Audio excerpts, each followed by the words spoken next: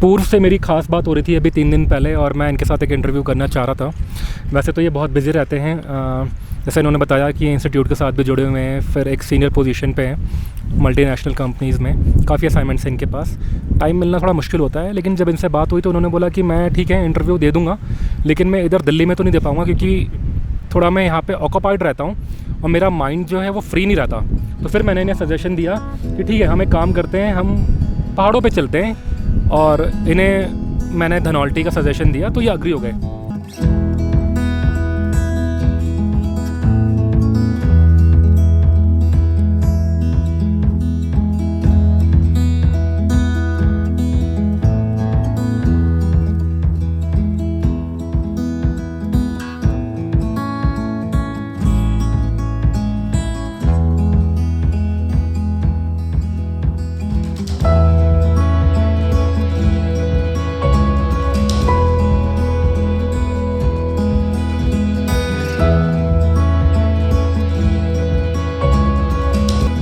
आज का जो हमारा टॉपिक है, ये मैंने सीए अपूर्व जैन से मेरी बात हो रही थी, और बहुत बार मेरे सीए एस्पिरेंट से मेरी बात होती है।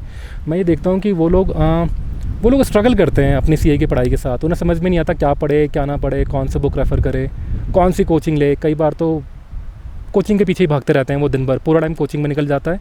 देन एग्ज़ाम जब पास में आते हैं तब वो रियलाइज़ करते हैं कि टाइम बड़ा कम रह गया सेल्फ़ स्टडी के लिए।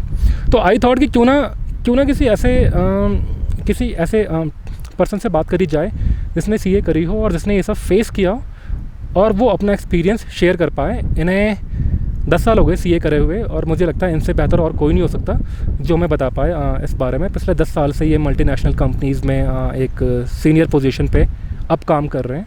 तो आइए जानने की कोशिश करते हैं सीए अपूर्व जैन से कि सीए एस्पिरेंट्स, सीए स्टूडेंट्स को किन बातों का ध्यान रखना चाहिए, क्या डूज़ एंड डोंट्स होने चाहिए।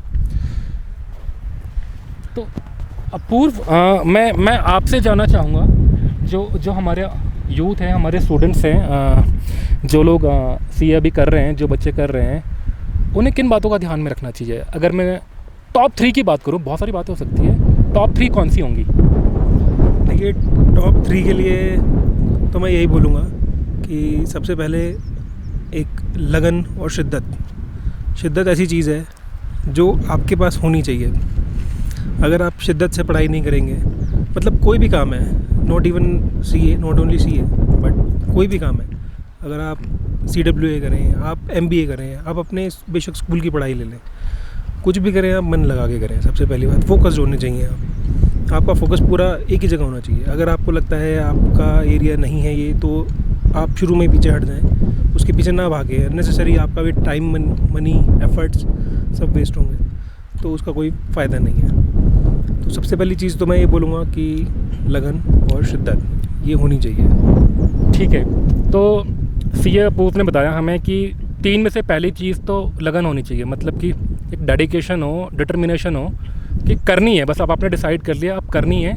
नेगेटिव थॉट्स तो दिमाग में आने ही नहीं चाहिए, बिल्कुल नहीं आनी चाहिए कि ये होगी नहीं, है ना? सही कह रहा हूँ मैं? बिल्कुल आप बिल्कुल सही कह रहे हैं। अगर आपके माइंड में कहीं भी नेगेटिव थॉट आते हैं तो मुझे नहीं लगता कि आप उसको आगे कंटिन्यू कर पाएंगे, क्योंकि मुश्किल कोर्स है कि रिजल्ट काफ़ी कम आता है। मैं ये नहीं बोलूँगा कि मुश्किल कोर्स है, क्योंकि मैं इंस्टीट्यूट से भी जुड़ा हुआ हूँ। अच्छा। मैं देखता हूँ कि स्टूडेंट्स किस तरह से आंसर कर रहे हैं, क्वेश्चंस किस तरह से आ रहे हैं। मैं एसोसिएटेड हूँ डायरेक्टली भी और इनडायरेक्टली भी। मैंने कभी काफ़ी सेमिनार्स और कॉन्फ्रेंसेस अटेंड करी हैं, तो मैं देखता हूँ जो फीडबैक मिलता है फ्रॉम एग्जामिनर्स या फिर फ्रॉम अदर टीचर्स और affiliates who are involved in this examination process. So वो बताते हैं कि एग्ज़ाम पेपर कभी भी हार्ड नहीं होता।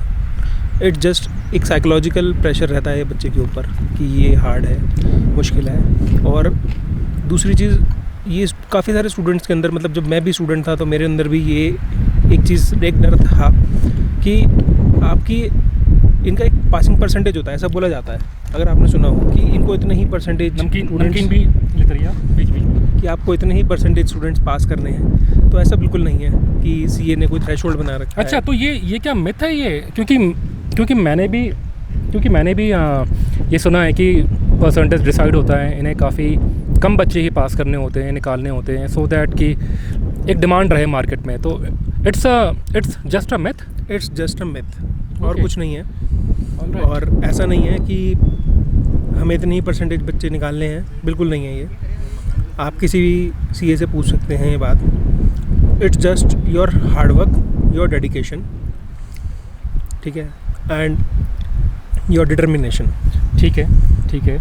और दूसरी इम्पॉर्टेंट चीज़ की अगर मैं बात करूं कि सेकंड इम्पॉर्टेंट चीज़ क्या होनी चाहिए सी एस्पिरेंट्स के लिए अपूर्व? दूसरी इम्पोर्टेंट चीज़ होगी कि आप अफवाहों से बचें। अफवाहें मतलब किस तरह की अफवाह? अफवाहें मतलब बहुत से स्टूडेंट के टाइम पे बोला जाता है कि इस वाले पेपर में, इस वाले अटैम्प्ट में हार्ड मार्किंग होगी, इस वाले अटैम्प्ट में क्वेश्चन पेपर हार्ड बनेगा। तो this is just a myth. ऐसा कुछ नहीं है।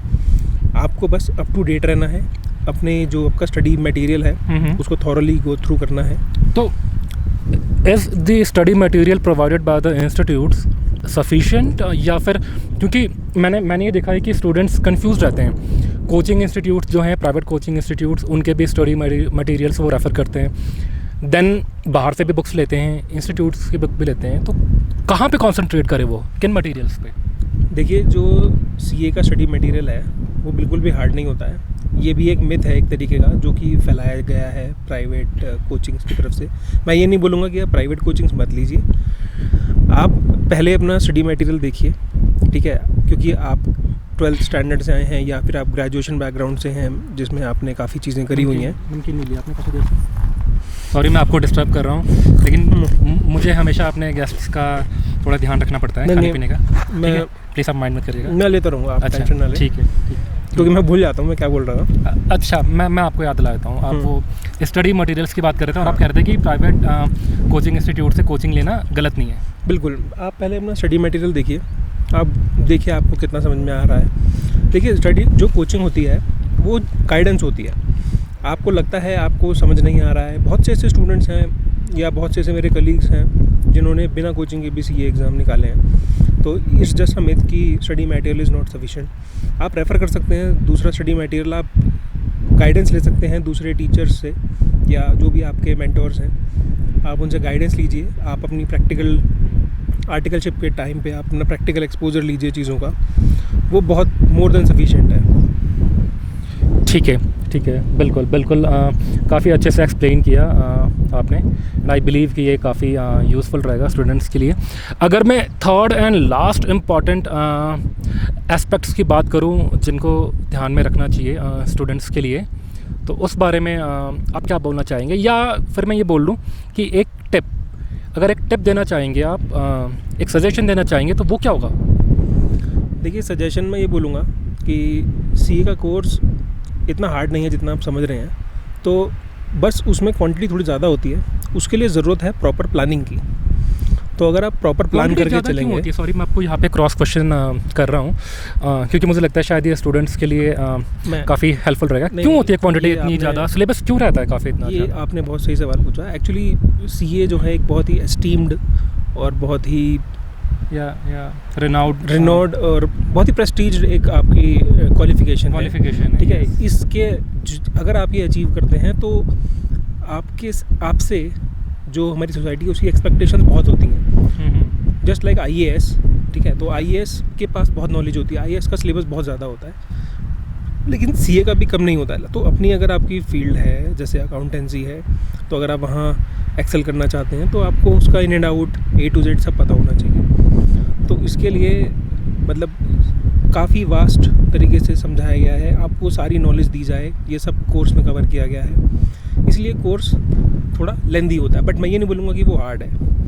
वो कोर्स इजी है, ठीक है। It's just up to you कि आप कितना डेडिकेशन से काम करते हैं, आप कितनी प्लानिंग से काम करते हैं। आप पूरे सिलेबस को अपने नंबर ऑफ़ डेज़ में डिवाइड कीजिए, कितने नंबर ऑफ़ डेज़ आपके हैं, एंड देन गो अहेड। आपको गाइडेंस लेनी है, गाइडेंस लीजिए प्राइवेट ट्यूशन से, स्टडी मटेरियल दूसरा रेफ़र करना है वो कीजिए, बट विद डेडिकेशन। नहीं, सही कहा आपने, मैं बिल्कुल अग्री करता हूँ अपूर्व, जो भी आपने कही बातें, सारी बातें ही ये लॉजिकल है और बिल्कुल करेक्ट है। और मुझे ये भी उम्मीद है कि जो भी हमारे सीए एस्पिरेंट्स स्टूडेंट्स इस वीडियो को देखेंगे उनके लिए ये बहुत हेल्पफुल रहेगी।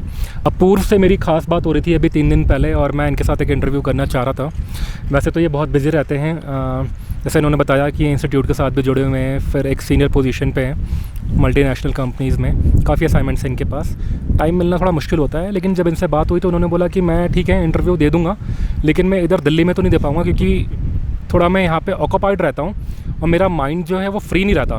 तो फिर मैंने इन्हें सजेशन दिया कि ठीक है हम एक काम करते हैं, हम पहाड़ों पे चलते हैं, और इन्हें मैंने धनौल्टी का सजेशन दिया तो ये अग्री हो गए।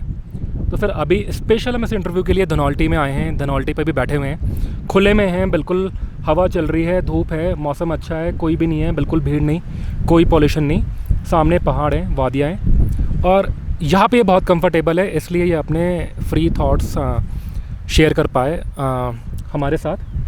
मैं ठीक है? मैं एक चीज़ और बोलना चाहूँगा, ये जो जगह है जहाँ पे हम बैठे हुए हैं, ये दिखा दे एक बार अगर आप दिखाएंगे भी बाद में, मैं एक बार अपना सेंटेंस कंप्लीट कर लूँ। सॉरी। तो ये जो जगह है, अगर आप इस जगह पर आके पढ़ाई करेंगे ना सीए की, तो नो डाउट कि आपको कोई रोक सकता है। पर ये पॉसिबल है? ये कैसे पॉसिबल है कि यहाँ पे आके बच्चे आप अपना स्टडी मटेरियल लाइए, अच्छा, आप अपना online classes peace of mind रहेगा मुझे लगता है यहाँ बिल्कुल पे। बहुत शांति है, पीस ऑफ माइंड है, बहुत ताज़ी ये लग हवा रहा है। है, यस, कोई यस, डिस्टर्बेंस नहीं है, और बहुत रिलैक्स महसूस करेंगे आप। बहुत शानदार जगह है ये, आप दिखा सकते हैं इनको। ठीक है, आइए मैं दिखा देता हूँ। आप पकड़ रही है माइक को, अगर आपको कुछ और ऐड करना होगा तो मैं दिखा देता हूँ। तो ये देखिए आप, ये पीछे हमारे अगर हम जाएंगे और देख रहे हैं आप, कुछ भी नहीं है, यहाँ पे ख़त्म हो जा रहा है, यहाँ पे पहाड़, पीछे वादियाँ हैं, वैली है, माउंटेन्स हैं, और चारों तरफ अगर मैं दिखाऊँ आपको, ये देखिए आप, क्या सही नज़ारा है। तो ज़्यादा डिमांडिंग नहीं है ये अपूर्व, बस इनका यही रहता है कि जहाँ पे भी ये इंटरव्यू दे वहाँ पे शांति हो, सुकून हो, फ्रेश एयर हो, तभी ये अपने वैल्यूएबल थॉट्स कर पाते हैं शेयर, अदरवाइज़ ये कर नहीं पाते हैं। बस इतनी ही रिक्वेस्ट थी जो हमने मानी। ठीक है अपूर्व, बहुत ही अच्छा लगा आपसे बात करके, और आपने हमें अपना कीमती समय दिया, और जल्दी हम किसी और टॉपिक पे फिर आपके साथ बात करेंगे। Thank you.